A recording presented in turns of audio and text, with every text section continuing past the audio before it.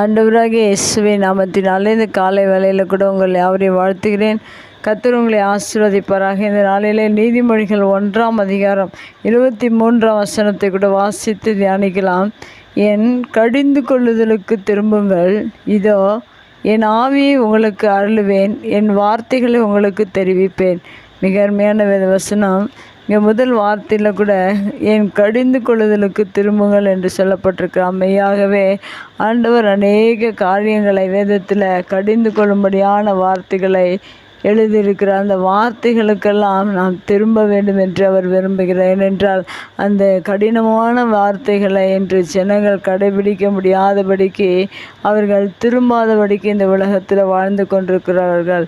ஆனால் தேவனுடைய வார்த்தைகள் கடினமாக இருந்தாலும் அதற்கு நாம் செவி கொடுக்கும்போது தேவன் முதலாவதாக நம்மை ஆசீர்வதிக்கிறவராக இருக்கிறார். வேதத்தில் அநேக காரியங்களை அநேக தேவ மனிதர்களிடத்தில் கடிந்து கொள்ளுதலை அவர் தெரிவித்திருக்கிறார். அவர்கள் திரும்பும்போது அவர்களுக்கு தேவன் ஆசீர்வாதத்தை கொடுக்கிறவராக இருக்கிறார். அதுபோல் நம்முடைய வாழ்க்கையிலும் கடிந்து கொள்ளுதலை நாம் விரும்பி அதற்கு செவி கொடுக்கிறவர்களாக திரும்புகிறவர்களாக இருக்க வேண்டும். அடுத்ததாக இந்த வசனத்தில் சொல்லப்பட்டிருக்கு, இதோ என் ஆவியை உங்களுக்கு அருளுவேன் என்று சொல்லப்பட்டிருக்கிறது.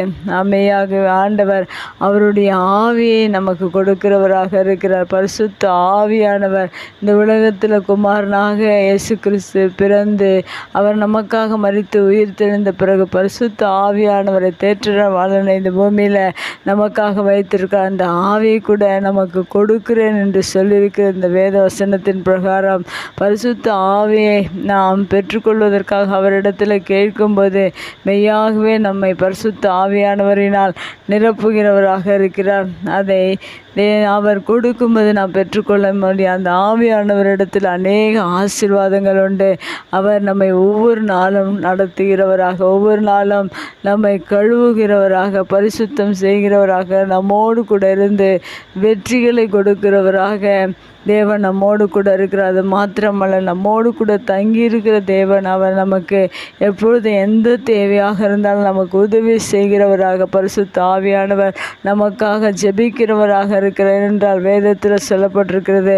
வாக்கு கடங்காத பெருமூச்சுகளோடு உங்களுக்காக வேண்டுதல் செய்கிறார் என்று சொல்லப்பட்டிருக்கிறது. அதுபோல் நம்முடைய வாழ்க்கையில் அநேக ஆசீர்வாதங்களை அந்த ஆவியானவர் நமக்கு கொடுக்கிறவராக இருக்கிறார். அதனால்தான் வேத வசனத்தில் என் ஆவியை அருளுவேன் என்று சொல்லப்பட்டிருக்கிறது.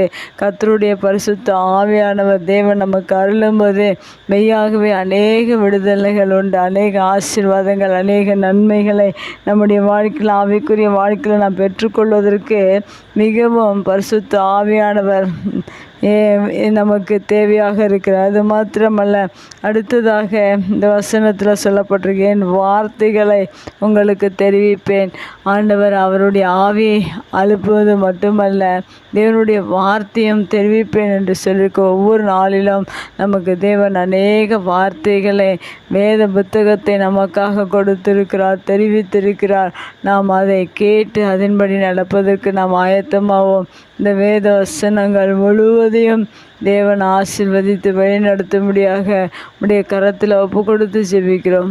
இயேசுவின் நாமத்தில் ஜெபங்கள் நல்ல பிதாவே, ஆமேன்.